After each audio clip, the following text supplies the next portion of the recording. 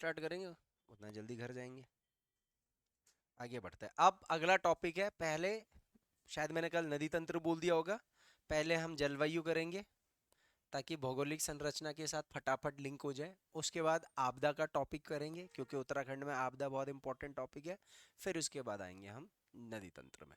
तो उत्तराखंड का जलवायु, उससे रिलेटेड आपको क्या क्या चीजें पढ़नी है, 2 दिन या 3 दिन मैक्सिमम लग सकते हैं। तो उत्तराखंड जलवायु से संबंधित 4 तरीके से हमने पढ़ना है। सबसे पहले जलवायु को प्रभावित करने वाले कारक। किसी भी क्षेत्र में, किसी भी क्षेत्र का जो जलवायु है, उस जलवायु के, जलवायु वैसा होने के पीछे क्या क्या कारण है। तो यहाँ पर थोड़ा सा आपको पहले से ही कुछ पूर्व ज्ञान चाहिए, और वो पूर्व ज्ञान चाहिए भौतिक भूगोल का, जो कि मैंने तो अभी नहीं पढ़ाया है, लेकिन क्योंकि आप लोग ऑलरेडी कुछ ना कुछ पढ़ करके आ रखे हैं तो थोड़ा बहुत आइडिया आपको होगा। और जितना आइडिया नहीं है और जहां थोड़ा सा तार्किक होने की जरूरत होगी, वो मैं आपको पहले से थोड़ा परिचय देता चलूंगा, ठीक है। पहले थोड़ा कॉन्सेप्ट समझाऊंगा आपको, फिर उसको उत्तराखंड पर लागू करूंगा। क्योंकि यहाँ पर ध्यान दें कि यहाँ पर जो जलवायु हमने पढ़ना है, वो केवल तथ्यात्मक जलवायु नहीं पढ़ना है कि फैक्चुअल पढ़ते गए आपको तार्किक जलवायु पढ़ना है। तथ्यात्मक तो आप पढ़ चुके हैं। तो यहाँ पर तार्किक पढ़ने के लिए मुझे भूगोल के कुछ कॉन्सेप्टों को आपको समझाना जरूर पड़ेगा, जो कि वहां भी समझाऊंगा, लेकिन यहाँ पर फिर दोहराना पड़ेगा, वरना वो समझ में नहीं आएगा, आपको शब्द नहीं याद होगा आपको। तो इसके अंदर सारे कारक देख लेंगे थोड़ा थोड़ा। उसके बाद उत्तराखंड में प्रमुख ऋतुएं कौन कौन सी है भैया, तो बहुत आसान सी चीज है, ग्रीष्म ऋतु, वर्षा ऋतु और शीत ऋतु।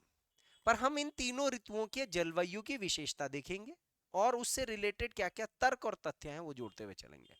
इसके उपरांत हम वर्षा वितरण के बारे में पढ़ेंगे, जो कि जलवायु का एक सबसे महत्वपूर्ण अंग है, ठीक है।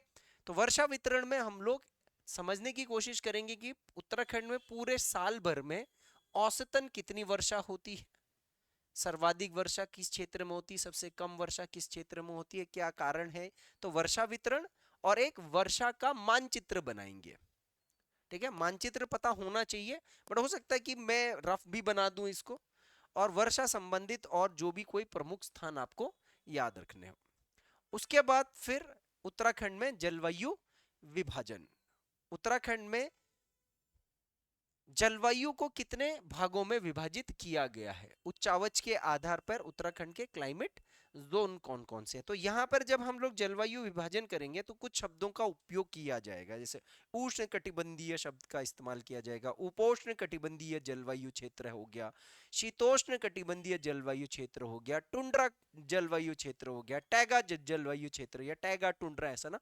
तो ये जो उपोष्ण, उष्ण, शीतोष्ण, टैगा, टुंड्रा, ये 5-6 शब्द जो होंगे, ये आपके यहां से उत्तराखंड खत्म होने तक जहां जहां आपदा, जलवायु, वर्षा, वनस्पति, ये सब टॉपिक जो आएंगे, वहां पर ये रिपीट होते रहेंगे। इसलिए इन शब्दों को यहां पर अच्छे से समझना है कि इन शब्द का मतलब क्या होता है और कहां की बात हो रही होगी, ये ऐसा जलवायु कहां पर होगा, ठीक है।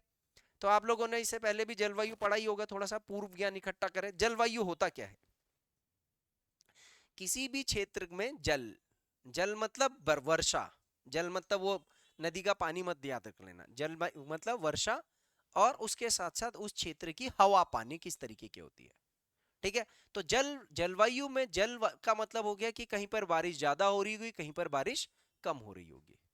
और वायु का मतलब ये हो गया कि कहीं पर शुष्क वायु होगी, सूखी हवा। वायु निचले सतह पर भी चलती है, क्योंकि उत्तराखंड पहाड़ी है, उच्चावच ऐसा है, तो कहीं पर हवा पहाड़ों की तरफ भी जा रही होगी और कहीं पर हवा पहाड़ से नीचे की तरफ भी आ रही होगी। अब ये सब तर्क क्या है, ये फिजिकल ज्योग्राफी में है, दाब के कॉन्सेप्ट, उच्च दाब निम्न दाब। अगर आप उच्च दाब निम्न दाब पता है तो आपको दुनिया भर के कोई भी आपको क्लाइमेट के कॉन्सेप्ट हो, आपके लिए ऐसे हो जाएगा। और जब मैं आपको ज्योग्राफी पढ़ाऊंगा तो आपको मतलब ऐसा लगेगा कि यार ये तो क्या चीज है, कुछ भी नहीं है। जमीन की हवा कैसे चलती है, पहाड़ में ऊपर नीचे हवा कैसे होती है, ऊपर ही ऊपर हवा कैसे चलती है, सारी चीजें, सबके पीछे के मतलब वो रामबाण कॉन्सेप्ट में आपको दे दूंगा। आपको जलवायु रटना ही नहीं पड़ेगा, और जब रटना नहीं पड़ेगा तो लिखने वाले पेपर में उसका आनंद अलग रहेगा। तार्किक जब आप लिखोगे तो उसका आनंद अलग रहेगा ना। आनंद किसको आएगा लिखने वाले पेपर में? पढ़ने वाले को आएगा, है ना। तो वो थोड़ा यहाँ पर परिचय लेते हुए चलेंगे, ठीक है।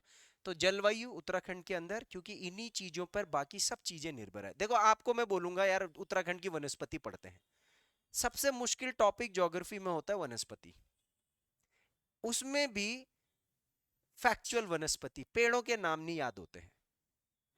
यहाँ आसानी से आपको पता लग जाएगा कहां पर कौन से पेड़ होते हैं, कहां पर कौन से पेड़ होते हैं। जड़ी बूटी इतना इंपॉर्टेंट टॉपिक है उत्तराखंड के अंदर। आपदा, ठीक है। आंदोलन, पेड़, प्रमुख पेड़ के लिए उत्तराखंड के अंदर आंदोलन किया गया है, बांज के लिए अलग से, बांज के लिए ही आंदोलन है यहाँ पर उत्तराखंड के अंदर, तो कुछ तो महत्वता होगी, है ना। तो इसलिए ये जलवायु बहुत ज्यादा इंपॉर्टेंट टॉपिक है अप्रत्यक्ष रूप से। और आज हम उत्तराखंड जो आज उत्तराखंड की जो सबसे बड़ी समस्या है वो जलवायु ही है। हमारा उत्तराखंड का जो जलवायु है ये इतना भयावह हो रहा है, इतना भयावह हो रहा है कि अब हम पहाड़ों में रह नहीं पा रहे कहीं पर ढंग से। आपदा देख लो सारी, ये वर्षा काल क्या हालत हो रखी है। कल धारी देवी हो गया, बस देखा वीडियो में, धारी देवी का लगभग टच हो गया है। और जो ऊपर धारी देवी से थोड़ा पहले जो हाईवे है मेन, वहां तक अंदर तक पानी आ रखा है सारा। सबसे पहले कुछ फैक्ट पढ़ेंगे, उत्तराखंड जलवायु को प्रभावित करने वाले कारक क्या क्या है, और इससे आपको थोड़ा सा क्लाइमेट का परिचय भी शुरू हो जाएगा कि ये भी चीजें हैं कुछ कोर्स के अंदर।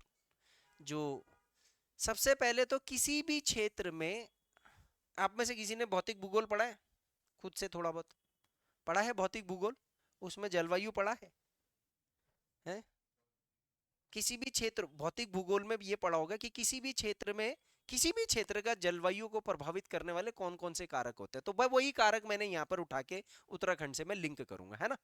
तो सबसे पहले अक्षांशीय विस्तार देखते हैं। तो अक्षांश का क्या रोल होता है, थोड़ा सा परिचय देता चलूं सबका। देखो अक्षांश का मतलब ये होता है कि कोई भी चीज जो भूमध्य रेखा के नजदीक होगी, तो भूमध्य रेखा के पास क्या होती है, सूरज की उपस्थिति ज्यादा होती है, तो यहाँ पर गर्मी होगी। और जैसे जैसे आप ध्रुवों की ओर जाओगे, ऐसे ये अक्षांश ऐसे ऐसे बढ़ते जाते हैं ना, 10 डिग्री, 20 डिग्री, 50 डिग्री, 70 डिग्री ऐसे ऊपर की तरफ, या नीचे 90 डिग्री दक्षिणी ध्रुव की तरफ। तो जैसे जैसे मैं भूमध्य रेखा से ध्रुवों की तरफ जाऊंगा तो जलवायु में क्या फर्क आएगा, तापमान में क्या होगी, गिरावट देखने को मिलेगी, है ना, है ना। तापमान कम होता जाएगा ना, तो इसका मतलब अक्षांश मैटर करता है ना। अब उत्तराखंड जहां पर जिस अक्षांश में रहे, वो औसतन मध्य अक्षांश वाला क्षेत्र है, 30 डिग्री के आसपास, 27 से 30 के बीच में ही तो है ना भाई, 27 से 30 के बीच ही में है तो ना। अभी तो हम अप्रोक्स पढ़ेंगे ना, तो 27 से 30 के बीच में है, जो कि मध्य, वैसे पूरे ग्लोब के संदर्भ में मध्य अक्षांश होता है आपका 40, 50, 60, 40 से 60 के बीच को मध्य अक्षांश बोलते हैं। बट हम मध्य अक्षांश के नजदीकी तो है ना, तो मध्य अक्षांश के आसपास होने के कारण उत्तराखंड में तापमान जो है वो औसत है। औसत मतलब ना ज्यादा गर्मी ना ज्यादा ठंड। तो ये हमारा ना ज्यादा गर्मी ना ज्यादा ठंड के पीछे के जलवायु के पीछे प्रमुख कारण क्या है, हमारा भूमध्य रेखा से 30 डिग्री दूर होना अक्षांश के हिसाब से।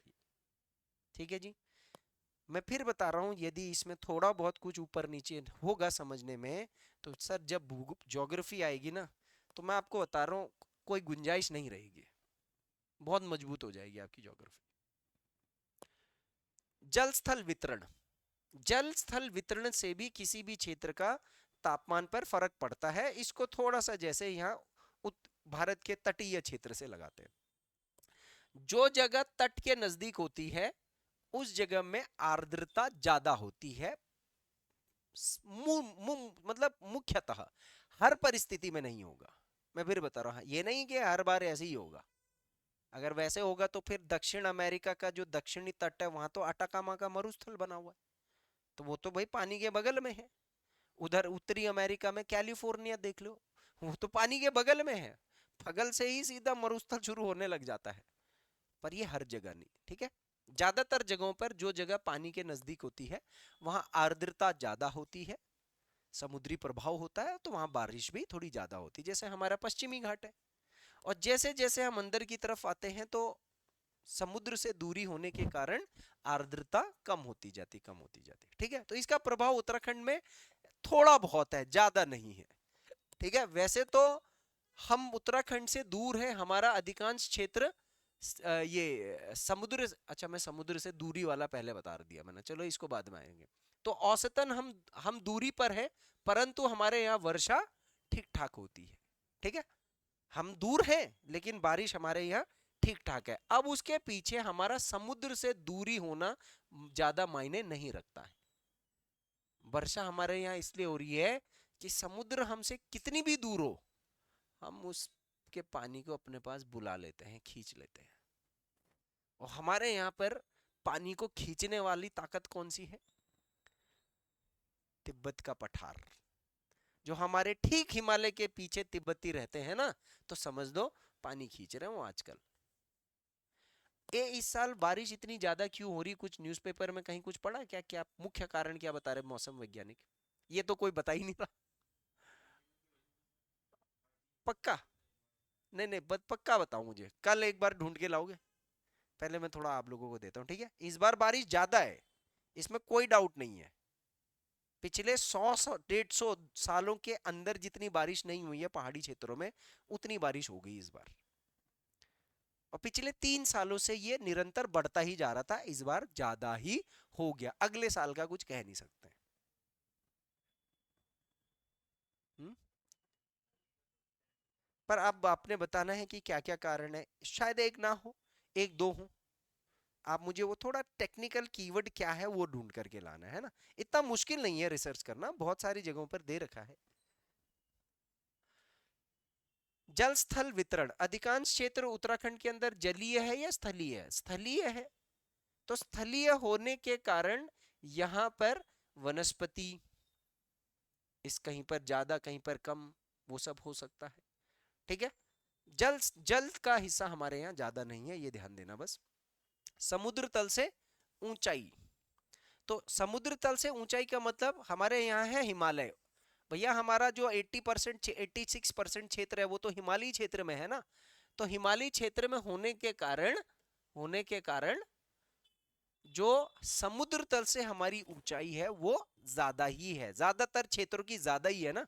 औसतन लगभग लगभग 2000 के आसपास हमारी एवरेज हाइट निकल रही है उत्तराखंड के लोगों की। और 2000 मीटर की हाइट अच्छी खासी होती है।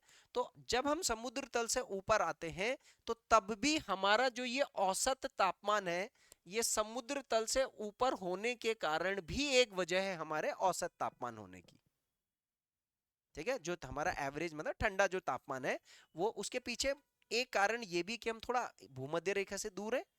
पर उससे ज्यादा बड़ा कारण अगर मैं बोलूंगा तो हमारी जो हाइट है, अगर मैं इसमें भी तुलना कर सकता हूं मैं, तो वो हमारी हाइट है, समुद्र तल से ऊंचा होना। तो आपने जब फिजिकल ज्योग्राफी पढ़ोगे तो वहां पर आप पढ़ोगे एक सामान्य ह्रास दर। सुना है सामान्य ह्रास दर? नॉर्मल लैप्स रेट क्या होता है? हाँ, वायुमंडल में जैसे जैसे हम ऊपर जाते हैं तापमान में गिरावट आता है। ठीक है, चलता रहता है ये ऊपर तक। कहाँ तक होता है ये? कितने किलोमीटर तक ऐसा होता है? आपके वायुमंडल में 5 परतें हैं नीचे की। चलो सब जमीन से जो परत जारी होगी ऊपर तक, तो पहले तो चलो यही हो रहा होगा सामान्य ह्रास दर। उसके बाद तापमान का प्रतिलोमन हो जाएगा, इनवर्स।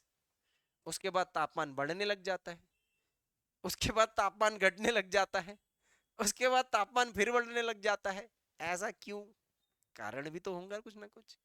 वायुमंडल का सबसे कम तापमान कहां पर है, कौन सी परत पर है, कुछ है आइडिया?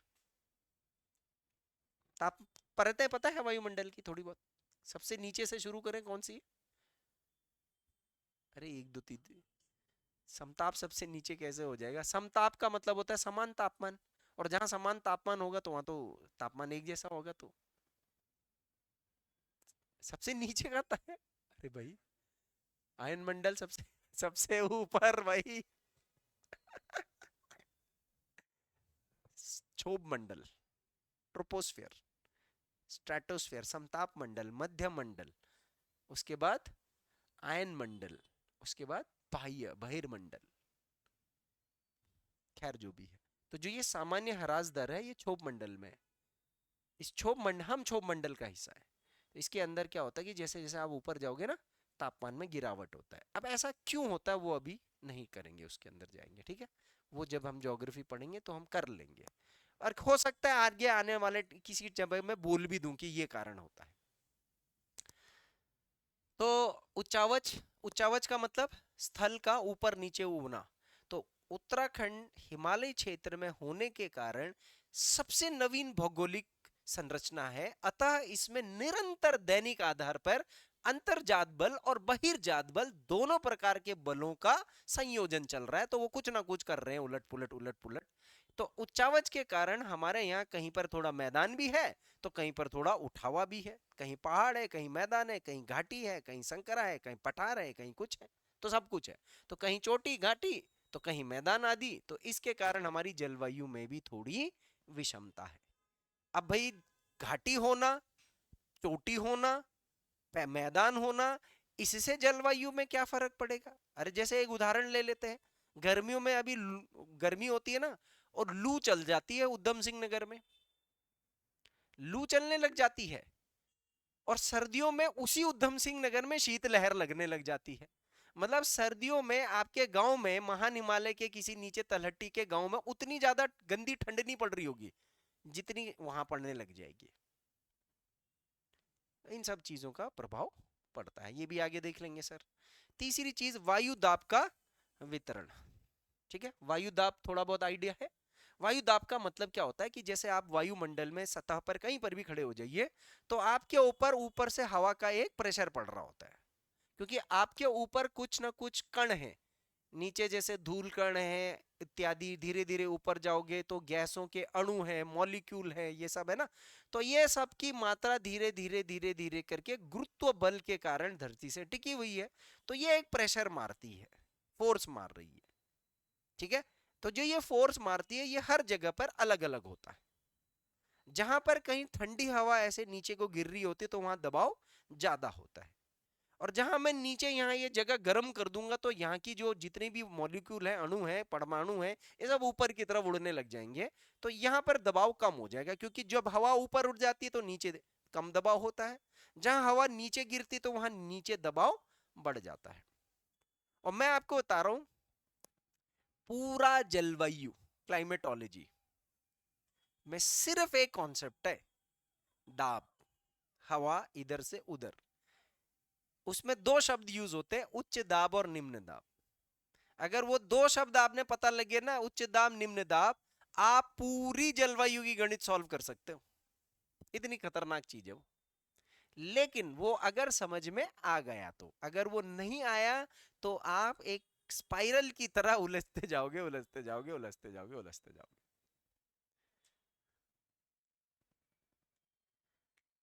मुझे, मैं जब अध्ययन कर रहा था ज्योग्राफी, भूगोल, तो मुझे लगभग लगभग 7-8 महीने लग गए थे वायु दाब के कॉन्सेप्ट को व्यवहारिक रूप से समझने में। मैंने एक बार ज्योग्राफी पढ़ा दी थी, फिर मैंने दोबारा पढ़ाई।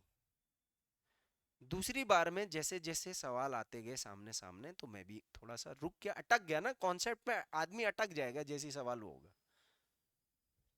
उसके बाद नासा की वीडियो खोली मैंने। मैं कभी भी ज्यादातर कॉन्सेप्टों के लिए कभी भी कोचिंगों के वीडियोस कभी भी नहीं देखता मैं, या उनके नोट्स को कभी, वो रेफरेंस के लिए, स्ट्रक्चर के लिए देख लेता हूँ, लेकिन समझने के लिए मैं कभी भी इनको यूज नहीं करता हूँ। मैं हमेशा, अगर इकोनॉमिक्स मुझे समझनी है तो इन्वेस्टोपीडिया वेबसाइट है मेरी फेवरेट। मौसम से रिलेटेड ज्योग्राफी में कुछ दिक्कत है तो नासा की वीडियो देख लो, या कुछ इंटरनेशनल वीडियोस देख लो, ऐसे मैं मतलब ज्यादातर ये करता हूँ। अभी उत्तराखंड का ज्ञान के लिए भी मैं आपको बता रहा हूँ, मैं देख किताबें तो फॉलो कर रहा हूँ, सब कुछ कर रहा हूँ, लेकिन मैं कुछ ये पत्रकार हैं जो ऑन वीडियो बनाते हैं, पत्रकार जो अच्छे सोशल मीडिया वाले हैं, और उसके साथ कुछ अच्छे ट्रैवल व्लॉगर हैं उत्तराखंड के लिए, मैं उनका वीडियो देखता हूँ। पर उतना वो जो मुझे लगता है कि ये काम क्या है, अब उसने 15 मिनट का बना दिया तो नहीं जी, 2x में फटफट फटफट फटफट, अच्छा ये है, ये है, वो है, वो है। जैसे अभी आज आ रहा था, एक आपदा की वीडियो आ रही थी, बाल गंगा वाली।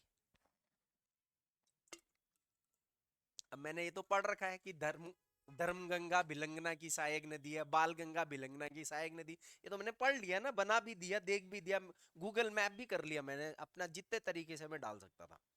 लेकिन कभी कभी फिर ध्यान नहीं आता था कि बाल गंगा ये है वो है। बूढ़ा केदार के बारे में पढ़ा, एक बार पढ़ा, दो बार पढ़ा, ठीक है कि यहाँ पर है। पर अभी वो वीडियो जब आया तो उसके अंदर मुझे बूढ़ा केदार, बाल गंगा, धर्म गंगा और भिलंगना, ये चारों चीजों का एक ऐसा, मतलब एक न्यूज के हिसाब से कॉन्सेप्ट पता लग गया, जो पहले मैंने भी बनाया लेकिन कभी कभी एक आध चीज मिस कर जा रहा था मैं, याद में अब नहीं है। अब मेरे को फट पता लग गया कि अच्छा बाल गंगा, धर्म गंगा जहां मिलती है, केदार गंगा, वो फिर आगे जा रही बिलंगना, ये ऐसे करके। तो आपको जो ये न्यूज में आपदा अभी आ रही है ना, सारी वीडियोस देखा करो जहां जहां आपदा आ रही है। बट उसमें वीडियो में जब वो बता रहा है तो आप ये देख रहे हो कि घर डूब रहा है, पुल बह रहा है, आदमी निकाल रहे हैं, ये चीज नहीं ध्यान देनी है ज्यादा, क्योंकि ये तो सब जगह एक जैसे ही हो रहा होगा ना, ये तो आपको पता है ना। आपने ये देखनी कि ये किस नदी पर आया है, किस जगह पर आया है, ये जगह कौन से जिले में है, यहाँ पर क्या ऐसी चीज है फेमस जो कि लोग यहाँ इतनी आबादी क्यों बना के बैठे हुए, ये चीजें आपके दिमाग में चलनी चाहिए। तो आपने अपने कोर्स के साथ लिंक करना, एक ही बार पढ़ना है कोर्स बस, उसके बाद तो सब आगे बढ़ते हैं। ये तो आज मैं परिचय बता रहा हूँ तो थोड़ा सा आराम आराम से चल रहा हूँ, उसके बाद तो मैं तेज जाऊंगा। तो जैसे देखो दाब वाला जो हमारा जो क्षेत्र है ना, तिब्बत, हिमालय, हिंद महासागरीय दाब, दाब प्रवणता, प्रवणता का मतलब क्या होता है, चेंज, परिवर्तन, डिफरेंस, ठीक है, अंतर।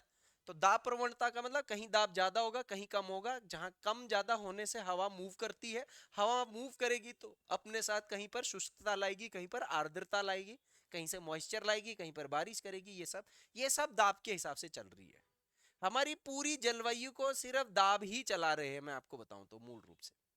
तो हम कहाँ कहाँ का दाब के बारे में हमें पता होना चाहिए, तिब्बत वाला पता होना चाहिए, हिंद महासागर वाला पता होना चाहिए, हिमालय में क्या हो रहा है पता होना चाहिए थोड़ा बहुत। पवनों का प्रवाह, हवाएं जो चल रही हैं, तो पवनों का प्रवाह ये होता है कि अलग अलग मौसम में अलग अलग प्रकार की पवनें चलती हैं, उत्तराखंड में भी, ठीक है। जैसे दक्षिण पश्चिमी मानसून पवनें, तो ये नाम याद रखना है आपने। उत्तर पूर्वी मानसून पवनें, ये कब चलती है, कहां से कहां चलती है, क्यों चलती है। उपोष्ण कटिबंधीय पछुआ जेट पवनें, सब ट्रॉपिकल वेस्टर्ली जेट, ठीक है।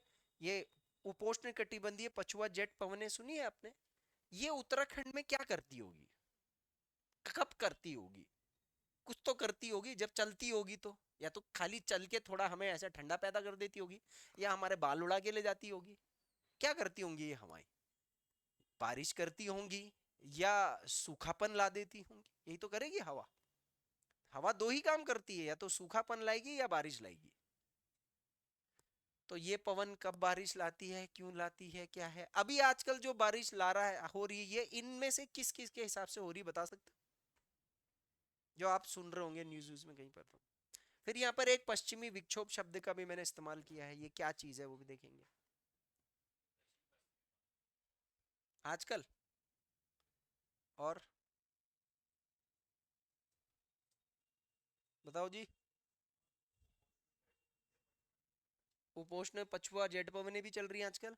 और मतलब उत्तराखंड में बोल रहा हूँ, चल तो कहीं ना कहीं रही होंगी कुछ ना कुछ। तो भैया ये और ये दो एक साथ नहीं चल सकती हैं, चल ही नहीं सकती हैं, कॉन्सेप्ट ही नहीं है। अगर ये चल रही होगी तो ये आ ही नहीं पाएगी, लेट हो जाएगी, मानसून लेट हो जाता है, ये देर तक रहेगा तो। ये तीन कॉन्सेप्ट नीचे के हैं सर्दियों के, ये है गर्मी का कॉन्सेप्ट। अभी ये चल रही है दक्षिण पश्चिमी मानसून पवन है, उसके बाद सर्दियों में ये तीन कॉन्सेप्ट है। ये तो कॉन्सेप्ट पवन भी नहीं है ना, ये तो खाली कॉन्सेप्ट है। पवन तो ये होती है जो अभी सर्दियों में चल रही होती है, ठंड की बर्फ कौन सी पवनें करती है, ये वाली, ठीक है जी। देखेंगे आगे, कोई दिक्कत नहीं है सर। आप कॉन्सेप्ट शुरू की शुरुआत आज ही करें। हम्म? सबसे पहले पढ़ते हैं उत्तराखंड में ग्रीष्मकालीन, अब हमने मौसम के हिसाब से पढ़ना है ये, ठीक है। अच्छा पहले इसको भी अभी रुक जाओ, ये भी अभी रुक जाओ, पहले थोड़े कुछ कॉन्सेप्ट बनाते हैं, तब ये इसमें घुसेंगे, एकदम से मत जाओ ऐसे। हमें ये पता है, पहले थोड़ा सा पूछ तो लूं मैं आपसे, ये कौन सी रेखा है? भूमध्य रेखा। ये कौन सी रेखा है? 23.5 डिग्री उत्तरी अक्षांश। और ये कौन सी रेखा है? 23.5 डिग्री दक्षिणी अक्षांश। अक्षांश पता है? क्षैतिज रेखाएं। ठीक है, तो जलवायु पर क्षैतिज रेखा का ही काम होता है, लंबवत रेखा का कोई काम नहीं है जलवायु पे, पहले तो ये याद रखना। अब जैसे कभी वो दे देगा कि जलवायु पर निम्न में से कौन सी रेखाओं का प्रभाव होता है, क्षैतिज लंबवत दोनों, दोनों में से कोई नहीं, तो आपका उत्तर क्या आएगा? क्षैतिज लंबवत दोनों या दोनों में से कोई नहीं। तो आप कौन सा वाला लगाओगे? ए बी सी डी, चार ऐसे करके इधर गए, तो केवल आप क्षैतिज लगाओगे ना, क्योंकि लंबवत का कोई काम ही नहीं है, तो बाकी सारे ऑप्शन मेरे बन नहीं रहे ना। तो ये चीज आपको पता है कि जैसे सूर्य की एक परिस्थिति होती है, इस डायग्राम को आप ऐसे भी समझ लो, ये भूमध्य रेखा है, ठीक है, और मैंने सूर्य समझ लो यहां बना दिया, और ये आपकी कौन सी रेखा हो गई? ये 23.5 डिग्री नॉर्थ वाली रेखा हो गई, और ये 23.5 डिग्री साउथ वाली। दो तरीके से मैं बता दे रहा हूं, तो समझ लो जैसे सूरज यहां पर है, ठीक है, ये यहां से यहां ये कौन सा गोलार्ध है? उत्तर। और यहां से यहां कौन सा गोलार्ध है? दक्षिण। ये कौन सा गोलार्ध हो गया? उत्तरी गोलार्ध। और यहां से यहां नीचे कौन सा गोलार्ध हो गया? दक्षिणी गोलार्ध हो गया। गोलार्ध पता है थोड़ा बहुत? ग्लोब के दो भाग कर दूं तो वो ग्लोब का आधा गोलार्ध, आधा है ना, आधा गोला आधा गोला। तरबूज काटते हो बीच से, आधा आधा, ऐसे समझ। क्षेत्र होता है ना ये आधा आधा करके, मुझे क्षेत्र के बारे में पता लगता है कि मैं पृथ्वी पर कहाँ की बात कर रहा हूँ। तो जब भी मैं उत्तरी गोलार्ध की बात करूंगा तो मैं यहाँ की बात कर रहा हूँ, यहाँ की नहीं करूंगा, ऐसा कुछ समझ लो। तो ये आपको पता है कि सूर्य जो है वो कभी ऊपर की तरफ जाता है, कहां तक? कर्क रेखा की तरफ, और उसके बाद ऐसे फिर नीचे की तरफ भी आता है, कहां पर? मकर रेखा तक। उसके बाद ये फिर ऊपर जाता है, और पूरे साल भर ऊपर नीचे इन क्षेत्रों के आसपास ऊपर नीचे ऐसे ऐसे ऐसे करता रहता है। ये थोड़ा बहुत है आइडिया आपको, है ना? अब मैं चाहे बोलूं कि ये इस तरफ जा रहा है, फिर इस तरफ जा रहा है, फिर इस तरफ आ रहा है, फिर इस तरफ जा रहा है ना? तो कभी सूरज उत्तरी गोलार्ध में ज्यादा होगा और कभी सूरज दक्षिणी गोलार्ध में ज्यादा होगा, ऐसा है थोड़ा बहुत आइडिया। चलिए, अभी सूरज कौन से गोलार्ध में है आजकल? हम्म? अरे भाई जाहिर सी बात है, आजकल सूरज यहां है ना, तो ये कौन सा गोलार्ध है? जिस गोलार्ध में सूरज होगा उस गोलार्ध का मौसम क्या होगा? ग्रीष्मकाल। और जिसमें नहीं होगा उसका मौसम क्या हो जाएगा? उसका उल्टा। तो जैसे अभी है, कोई एक देश बताओ जो यहाँ नीचे है, ऑस्ट्रेलिया, और यहाँ कौन सा है? इंडिया। तो इंडिया में ग्रीष्मकाल है, तो ऑस्ट्रेलिया में क्या चल रहा है? शीतकाल। ये बात समझ में आती है? चलो, मैंने बोला एक बात के लिए कि अगर मान लीजिए कि इस तरफ से भी मैं देख रहा हूं, अभी मैंने ऊपर लगाया, अभी मैं यहाँ नीचे लगा दे रहा हूं, मैं दो डायग्राम कहीं से भी बना दूं ना, क्या फर्क पड़ रहा है? तो मैंने बोला अभी सूरज हो गया दक्षिणी गोलार्ध में, तो दक्षिणी गोलार्ध में ज्यादा सूरज है, तो यहां पर कौन सा मौसम आ जाएगा? ग्रीष्मकाल। और इसके विपरीत ऊपर क्या चल रहा होगा? ये समझ में आती है बात, है ना? तो अमूमन मार्च के समय सूरज भूमध्य रेखा पर होता है, जून तक आते आते ऊपर चला जाता है, फिर उसके बाद नीचे आता है, सितंबर में वापस कहां आ जाता है? भूमध्य रेखा पर। और दिसंबर तक आते आते वो कर्क मकर रेखा पर चला जाता है। कर्क रेखा और मकर रेखा पता है थोड़ा बहुत है? कर्क रेखा इस 23.5 डिग्री उत्तरी अक्षांश को बोलते हैं, और मकर रेखा 23.5 डिग्री दक्षिणी अक्षांश को बोलते हैं। पर सर हम ये कर्क और मकर रेखा 23.5 को ही क्यों बोल रहे हैं? सर हम लोग ये रेखा 30 को क्यों नहीं बोल रहे? मकर कर्क, मतलब 23 23.5 ही क्यों मानक लगाया हमने? क्योंकि सूरज वहीं तक जा रहा है, जहां तक सूरज जाएगा वहीं से मानक बनना शुरू होगा। तो कुछ मानक बन रहे हैं, इसीलिए 23.5 66 90, और यहां भी 23.5 66 90 कुछ मानक बन रहा है, क्योंकि सूरज की मूवमेंट उतने तक की फ्लक्चुएट हो रही है। हाँ, ये फ्लक्चुएट करके फिर और इन जगहों पर भी कुछ अप्रत्यक्ष प्रभाव पड़ रहा होगा, तो ये पता है। अब ये सूरज का ऐसे ऊपर नीचे करने में उत्तराखंड का जलवायु भी प्रभावित होगा भाई। ये जून जुलाई में उत्तराखंड में गर्मी होती है, सर्दी होती है? अरे आजकल गर्मी का मौसम है ना, मोटा मोटा तो वैसे तो अभी वो कोर्स के हिसाब से तो अभी मॉनसून वाला मॉनसून ऋतु है, गर्मी चले गई है, ये मॉनसून वाली ऋतु चल रही कोर्स के हिसाब से। इतनी बात पता है आपको? हम्म, है। हमारा अक्षीय झुकाव कितना है? थोड़ा वार्म अप करते जरा जलवायु से पहले जरा। अक्षीय झुकाव कितना है? अक्षीय झुकाव, अक्ष पता है? कक्षीय झुकाव, कक्ष, घूर्णन, परिक्रमण, परिभ्रमण, ठीक है। परिक्रमण काल कितना है?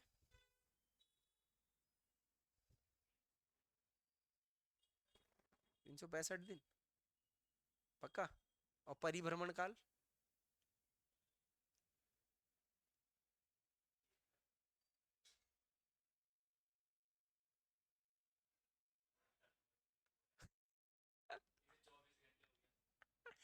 24 घंटे क्या है?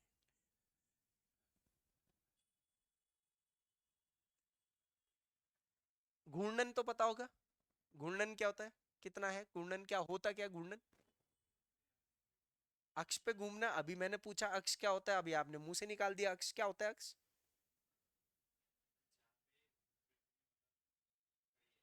तो अक्षीय झुकाव कितना है? देखो, इसे कहते हैं, यही इसे ही कहते हैं कि लिंक नहीं कर रखा है, पढ़ रखा है, लिंक नहीं कर रखा है। ये लिंक होना है बस, एक लिंक बनना शुरू हो गया, सारा निकल जाएगा। परिभ्रमण और हम पेड़ की परिक्रमा करते हैं या परिभ्रमा करते हैं? तो परिक्रमा करते हैं ना, तो पृथ्वी किसकी परिक्रमा कर रहा है? तो आप समझ गए परिक्रमण काल कितना है? 3.5, 365, 1/4। और परिभ्रमण का मतलब क्या होता है? परि आपको कभी किसी पंडित जी ने बोला है कि परिभ्रमण करो पूजा पाठ में? अरे तो कैसे पंडितों से आप पूजा करा रहे हो? वो याद नहीं, वो परिक्रमा शब्द ही अगर इस्तेमाल कर रहा है तो गलत कर रहा है। अब मैं एक पूजा कराता हूँ, कभी पंडित जी या हम लोग खुद भी, खैर पंडित जी क्यों करते हैं, तो हम भी करते हैं, कभी हम ऐसे करते हैं? ये क्या है? अब पंडित जी पूजा खत्म होने के बाद बोलते हैं अपनी जगह जहां खड़े हो वहां परिक्रमा कर लो एक बार, तो बोलते हैं ऐसे परिक्रमा कर लो, तो पंडित जी ने गलत शब्द इस्तेमाल कर दिया। वो थोड़ा संस्कृत में ही खाली रटा है ना, तो ध्यान नहीं दिया उन्होंने, परिक्रमा अलग होता है, परिभ्रमण अलग होता है। परिक्रमा होता है किसी चीज को बीच में रख करके घूमना, किसी चीज के मध्य, और परिभ्रमण होता है अपनी ही जगह पे घूमना। अब आप समझ गए परिक्रमण और परिभ्रमण। हर चीज शब्द की एक खूबसूरती है, उत्पत्ति है, आप उस जड़ पे जाओ ना उस। हर मैं जीएस कुछ नहीं है, जनरल स्टडीज है। आप हर सब्जेक्ट में केवल शब्द का अर्थ का मतलब ढूंढो, बस उत्पत्ति कि ये क्यों बोला जा रहा है, इसके लिए आपको सारा कोर्स अपने आप आ जाएगा। और मैं ये सिर्फ ज्योग्राफी, साइंस या इकोनॉमिक्स या पॉलिटी के लिए नहीं बोल रहा हूं, ये हिस्ट्री पे भी लागू हो जाता है। सब कुछ शब्द के अर्थ से निकलता है, जो भी निकलता है। मैं कब तक रट्टा मारता चलूंगा यार, एक बात बताओ। और आपको लिखने क्या है?